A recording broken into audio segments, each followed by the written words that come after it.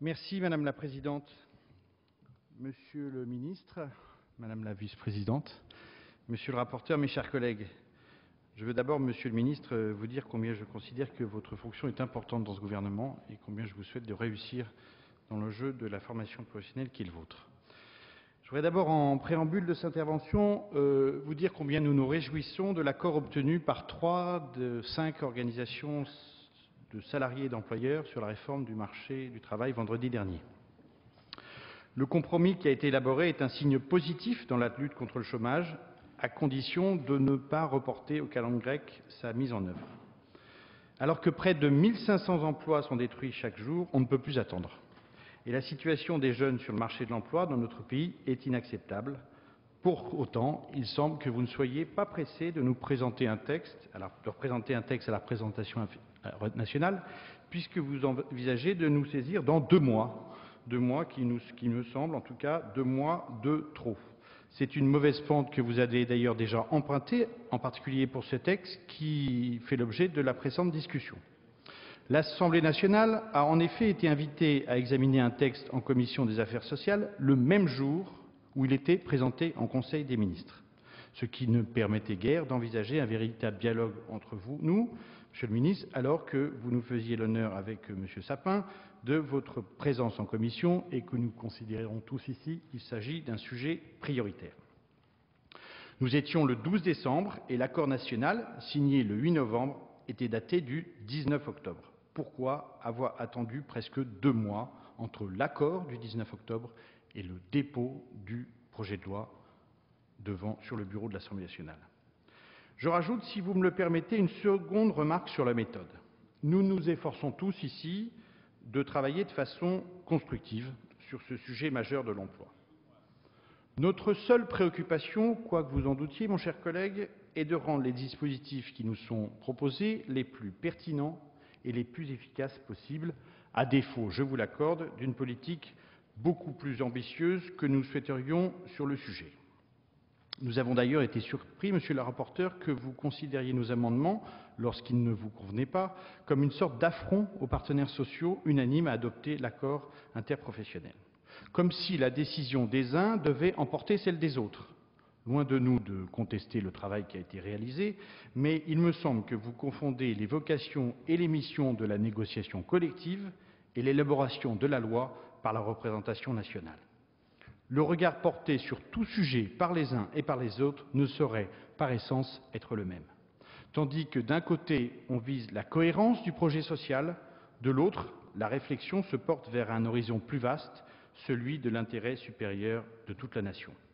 D'ailleurs, certains syndicats souhaitaient voir compléter ce texte par le Parlement, chacun souhaitant, semble-t-il, sans doute une évolution spécifique, ce qui renforce notre propos. Sur le contenu de ce projet, je ferai 4 remarques. Admettez tout d'abord que le terme de contrat de génération est un abus de langage et que le projet qui nous est aujourd'hui soumis est sans grand rapport avec la proposition du candidat Hollande. L'alliance des âges ne se traduira en réalité que très rarement par une transmission effective des savoirs et des compétences entre un senior et un jeune. Autrement dit, vous créez un leurre intergénérationnel aux apparences flatteuses, je vous l'accorde. À partir d'un bon diagnostic, celui de difficulté de libérer du temps dans l'entreprise pour encadrer l'arrivée d'un jeune, et d'une belle idée, je vous l'accorde, celle du lien intergénérationnel exprimé dans la vie économique, vous ne parvenez pas à mettre du sens et un véritable contenu à ce texte. Je crois qu'il eût été plus honnête de garder les dispositifs qui existaient jusque-là, en particulier au bénéfice des seniors, dispositifs que vous assouplissez, M.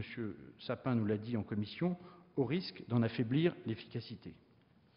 Et par ailleurs, il aurait pu s'agir de votre part d'afficher un grand projet pour la jeunesse, sans distinguer d'ailleurs le privé du public, comme s'il s'agissait de 2 mondes appartenant à des univers incompatibles.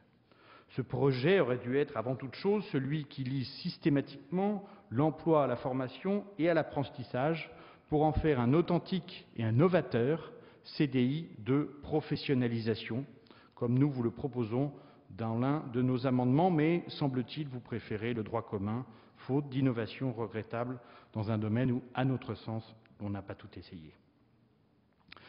Conformément aux recommandations du CESE, le présent dispositif aurait gagné à se recentrer sur des jeunes qui ne sont pas diplômés de l'enseignement supérieur. Finalement, en dégradant l'offre faite aux seniors et en ne répondant qu'insuffisamment aux enjeux de l'employabilité de la jeunesse, ce projet de loi nous semble trahir d'emblée sa vocation. Le texte aurait au moins pu prévoir de distinguer l'accueil du jeune en entreprise du travail de transmission des savoirs techniques, de sorte qu'un parrainage par un senior soit effectivement réalisable. C'est le sens d'un de nos amendements que nous avons proposé pour donner à l'arrivée du jeune dans l'entreprise une sorte de solennité fraternelle qui s'exercerait entre générations. Il y a là un symbole positif à faire valoir et une démarche positive simple à concrétiser. Plus concrètement encore, le texte n'évoque pas la territorialisation du contrat de génération. Pourquoi ne pas prévoir un bonus pour les entreprises qui intégreraient des jeunes venant des quartiers difficiles où le taux de chômage, vous le savez, Monsieur le Ministre, est double de la moyenne nationale pour cette génération?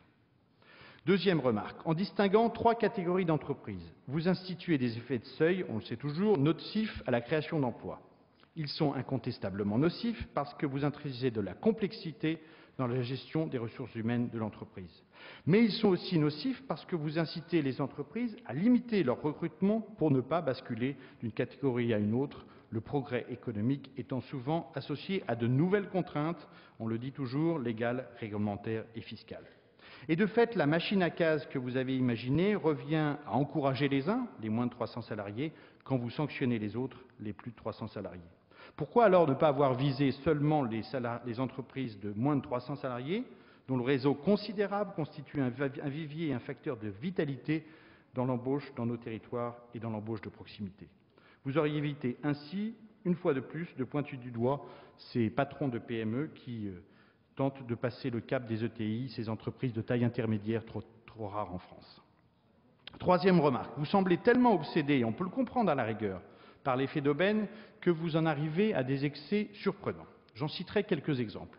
Vous avez notamment introduit dans la discussion en commission des affaires sociales que tout licenciement d'un senior empêcherait le recrutement d'un nouveau senior, non pas seulement sur le même poste, ce qui se comprendrait, mais sur la même catégorie d'emploi.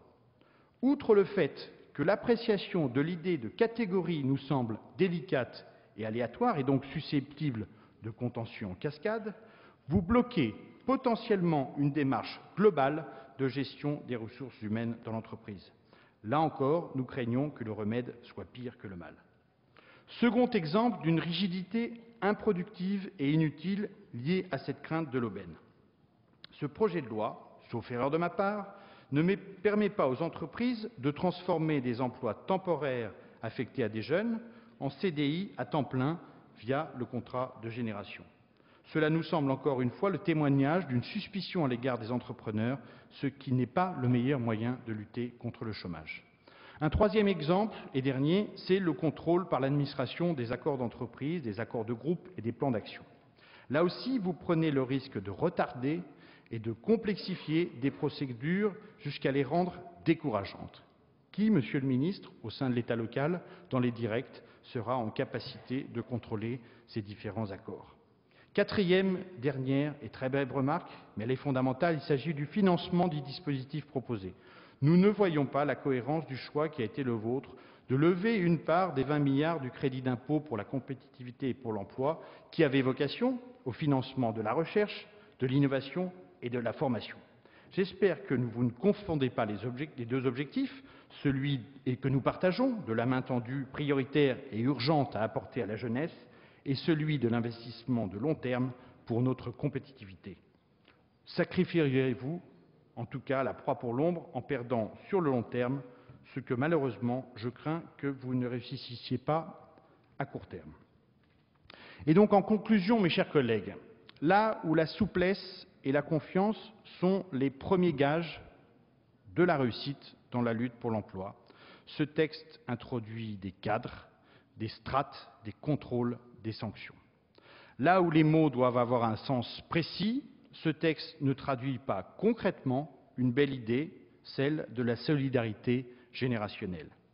Et là, finalement, où ce projet de loi encore néglige l'objectif de formation, alors qu'une compétence est, à notre sens, la seule garantie d'un travail durable.